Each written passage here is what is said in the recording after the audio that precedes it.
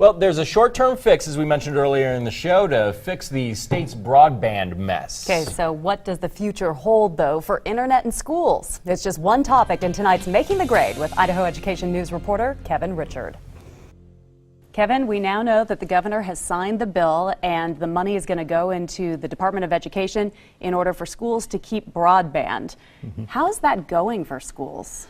Well, and that's something I've been working on this week, is looking at how are the school districts doing in terms of finding contracts, in terms of cutting deals and working with new companies. And we're getting mixed results and mixed findings from the schools. Some are charting their own course, some are sticking with existing contractors. We'll have a lot more about that later in the week. We'll have a more in-depth story about that tomorrow, but it's interesting to see how it's unfolding. So the Idaho Education Network, the broadband mess, as we've been talking about, has a very short-term fix now until the end of June. But what about the longer-term plan? A request for information went out from the state. They wanted to hear what internet service providers think the state should be asking for in a contract. What are you hearing about that? Well, it was interesting. I looked at the requests for information, the responses to it, and 6 companies responded, and the responses were interesting, and they're all over the map. Education Networks of America, and that's the main contractor on the existing network, they responded. Not much of a surprise here. They're basically saying, look, the idea of a statewide network makes sense. We've done it. Stick with what you've got. Syringa Networks, and we've spoken to Syringa about this in the past, they responded. And not surprisingly, they're saying the state should take a very different course. They should go shorter contracts and kind of break this up and try to localize this a little bit more.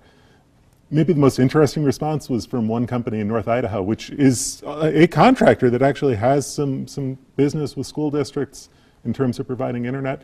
Basically, their president wrote in and said, I'm not going to respond to this request for information because I think the state is going down the same old route to make the same kind of mistakes. So responses were all over the map, and you can look at the responses on our website as well as my coverage of it. All right, so this is still going to be a long-term process to figure out a long-term deal, to figure out a long-term fix. And that's a contract that won't go into effect until 2016. So the window is fairly it's a fairly long window. And we'll keep on top of it for you. Let's change course a little bit. Let's talk about Common Core. This is a subject that has been such a hot button issue over the last couple of years. Common Core rustling hasn't really hit the State House this session, but what has is the SBAC, which is the testing for the new Common Core. Right.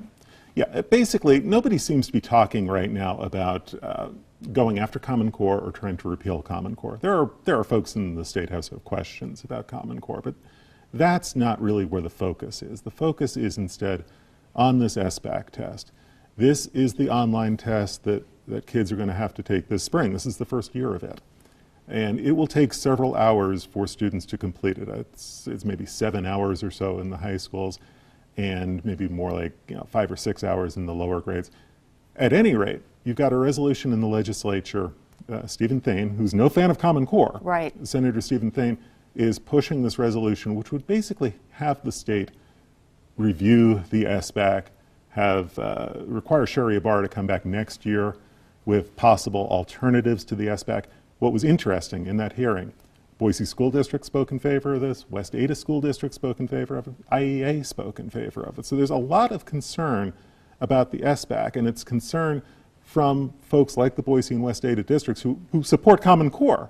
They just have real questions about the test and administering a multi-hour online test to thousands of students. And it's not necessarily the questions that are on the test, it's the time allowed and the fact of the matter is they need the internet to do it. Right. It's not content, because you had a state committee look at the content. They reviewed 33,000 possible questions, and they only threw out a couple of items. So it's not content. It's logistics, it's timing, and it goes back to broadband again. When we surveyed school districts across the state and charter schools across the state, most of the respondents, about 60% of the respondents said, we expect we'll have some disruption in administering the test because of disruptions in broadband. So it's logistics more than it is content. Kevin, once again, making the grade. If you want to read much more on these topics, you can go to idahoednews.org, and there you're going to find a lot more coming up tomorrow as well on some of the topics we've covered. Kevin, thanks for being here. Thank you.